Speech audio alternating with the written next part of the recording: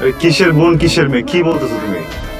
Sir, আপনার গার্লফ্রেন্ডের যদি এরকম একটা বিয়ে ঠিক হইতো, অ্যাজ আ বয়ফ্রেন্ড আপনি কি করতেন? আপনি বিয়ে করে ফেলতেন না? আপনার কষ্টটা আমি বুঝতে পারছি। আমার ফ্যামিলিতেও আমার থেকে 15 বছরের ছোট একটা মেয়েকে বিয়ে করেছে, জানেন? তার বয়স মাত্র 19 বছর। সে 2 দিন পর পরই বাপের বাড়ি চলে যায়। আমি এই যে ফোন দেই, আমার ফোনটা রিসিভ করে না। গতকালকে আমাকে ব্লক করে রেখে দিয়েছে। এটা কোনো কথা? একটা ওয়াইফ তার হাজবেন্ডকে ব্লক করে রেখে দেয়। তার মাঝে আমি করি পুলিশের চাকরি। এই পুলিশের চাকরিতে নাই কোনো ছুটি, বছরে 20 দিন ছুটি। এর মধ্যে 10 থেকে 15 দিন কাটাইতে পারি, 20 দিন পুরোপুরি কাটাইতেই পারি না, বুঝছেন? তাই বাসায় রান্না বান্না করতে হয়, রান্না বান্না করে আমার খাইতে হয়। আর উনি থাকলে আমার রান্না বান্না করতে হইতো, উনি আমাকে রান্না বান্না করে খাওয়াইতো। রান্না বান্না করে না খাওয়া, আমার পাশে বসে দুটো গল্প করলেও তো আমার শান্তি লাগে, তাই না? বুঝে না। আচ্ছা যাই হোক, আপনারা অ্যাডাল্ট, এই জন্য আপনাদেরকে ছেড়ে দিচ্ছি। আর দেখুন, পুলিশ দেখলে কখনো উল্টাপাল্টা কথা বলবেন না, কারণ পুলিশ হচ্ছে জনগণের বন্ধু। আমরা আপনাদের সহযোগিতার জন্যই আছি, ঠিক আছে? কথা মাথায় থাকবে? আচ্ছা ঠিক আছে, আপনারা এখন যান।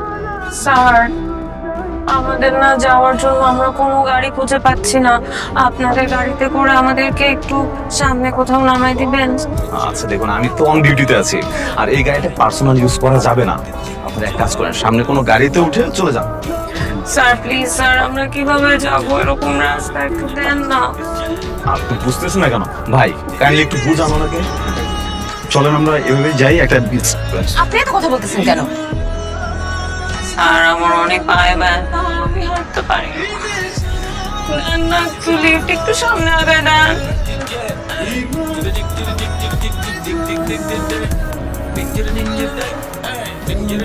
আচ্ছা দাঁড়ান,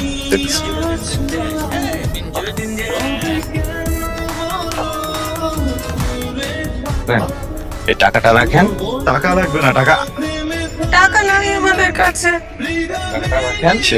সামনে থেকে একটা বল করে চলে যাবে। টাকা আছে তো? না স্যার। আমি খুশি হয়ে দিই। Thank you.